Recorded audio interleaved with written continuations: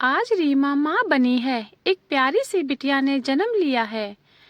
अपनी पहली संतान का मुख निहारती वह तमाम बातों से रूबरू होने लगी। आज उसका अतीत उसके कानों तक आकर उसे झकझोर रहा है। तुम पहली संतान हो। तुमने ऐसा वैसा कुछ किया तो तुम्हारे छोटे भाई बहन क्या सीखेंगे? तुम्हें हमेशा सही राह पर ही चलना होगा।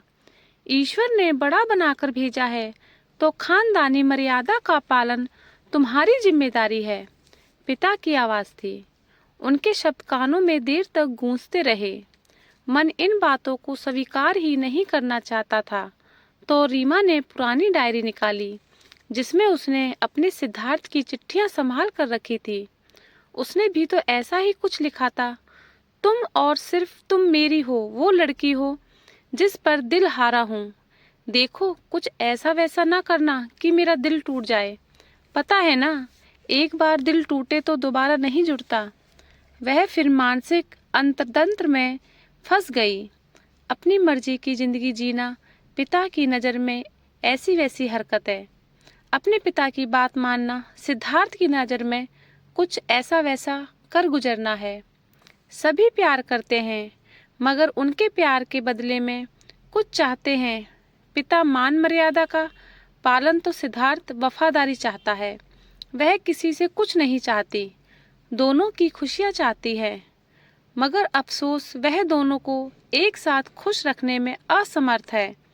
उनके स्नेह ने उसे दोराहे पर लाकर खड़ा कर दिया था। वह किंग कर्तव्य मृदु थी। उन दिनों मात्र 10 वर्ष की थी जब दो छोटे भाई बहन खेलते हुए आपस में लड़ने लगे थे। खेल के मैदान से जब वापस घर आए तो छोटे भाई के पैरों से बहते रक्त को देखकर उसके होश उड़ गए थे। पापा ने आते ही उसको डांट लगाई थी कि तुम देख नहीं सकती थी जब वह खेल रहा था। पर मैं पढ़ रही थी पापा। उसके पांव से बहता खून तुम्हें अच्छा लग रहा है? नहीं। रीमा कांप उठी थी। तो सुनो, बड़े होने के कुछ कर्तव्य होते हैं। तुम पढ़ाई लिखाई बाद में करना। छुट्टियों में अपने भाई बहन का ध्यान दो। ये बातें रीमा के लिए नई नहीं थी। उन दिनों माँ अक्सर परेशान रहती थी। बच्चों का ध्यान रखना, मेहमानों का आना जाना, ये सब संभालते हुए उनकी सेहत नासाज रहने लगी थी। ऐसे में वह उन्हें कुछ नहीं कहते थे, बल्कि परिवार की हर छोटी बड़ी गलती उनके सिर मढ़ दी जाती। वह बड़ी जो थी, एक भाई 2 साल छोटा था, दूसरा 5 साल छोटा था। कभी कभी उसे ये भी लगता कि वो बड़ी क्यों हुई है। इससे अच्छा होता कि छोटी होती। कम से कम बड़ी बहन माँ समान होती है, ये कहकर इस्तेमाल तो ना किया जाता। खैर, जब छोटी और बड़ी हुई तब हॉस्टल भेज दी गई। साधारणतः बच्चे हॉस्टल जाने से डरते हैं, पर वह बहुत खुश हो गई। वहाँ उसे कम से कम 2 बच्चों की माँ बनकर देखभाल जो नहीं करनी थी। बंधनों से मुक्त वह काफी खुश रहने लगी थी। पढ़ाई भी बहुत अच्छी चल रही थी। हमेशा प्रथम श्रेणी उत्तीर्ण होने वाली। जब यूनिवर्सिटी आई तो पहली बार उसका दिल सिद्धार्थ के लिए धड़का। प्यार हो गया था।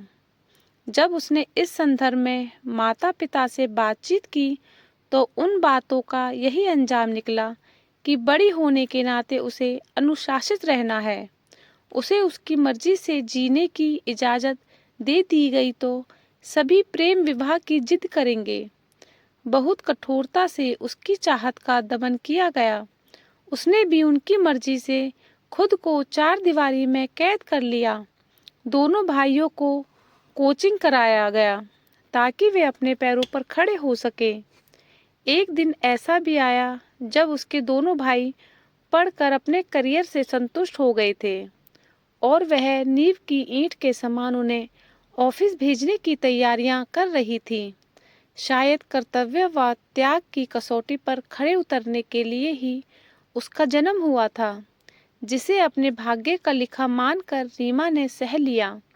जब बचपन से ही किसी ने उसे समझा ही नहीं था तो भला अब क्या समझते।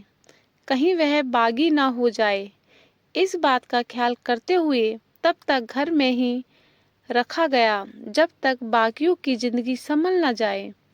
फिर उससे निवृत्त होने का समय आया।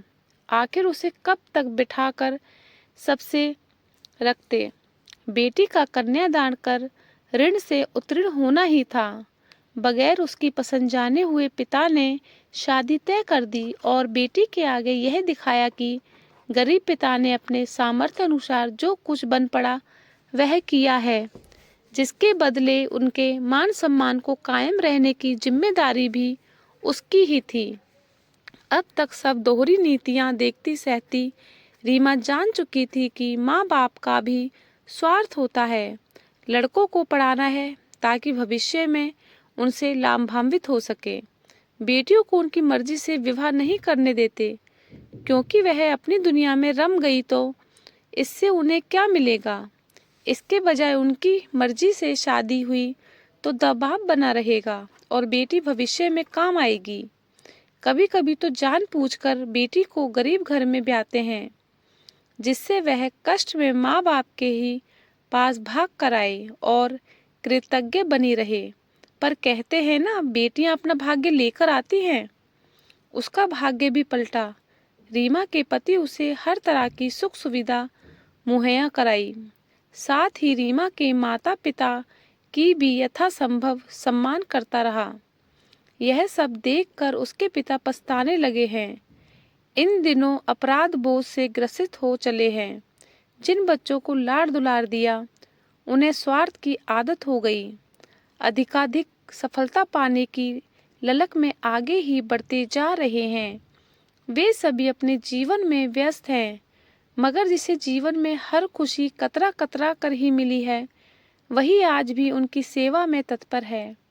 अपनी ही दोहरी नीति से व्यथित होकर स्वयं बोल पड़े, मैंने तुम्हें बेटी समझा और हर तरह से कर्तव्यों में आड़ में तुम्हें बांधता रहा। तुम सही मायने से अपने कर्तव्य का निर्वाह करती रही और बाकी के लोग बस अधिकार का आनंद लेते रहे। अपने गरीब पिता का आशीष लो और सदा फूलो फलो। जीवन के आखिरी चरण में वह समझ गई कि अभिभावक का स्वार्थपूर्ण रवैया अक्सर उल्टा पड़ जाता है। फिर पछताने के सिवा और कुछ भी हाथ नहीं आता। खैर, उनके निर्णयों से रीमा ने यह सीख ली कि जीवन में क्या करना नहीं चाहिए। कर्तव्यों की कसौटी पर कसकर किसी को उनके अधिकारों से वंचित नहीं करना चाहिए।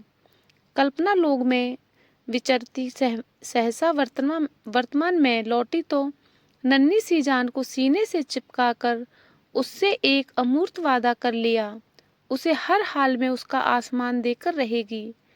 आज़ादी से अपनी उड़ान भरने की आज़ादी होगी। किसी भी हाल में अपनी पहली संतान को उसके किसी भी सुख से वंचित नहीं करेगी। थैंक यू दोस्तों, लाइक करें एंड शेयर करें।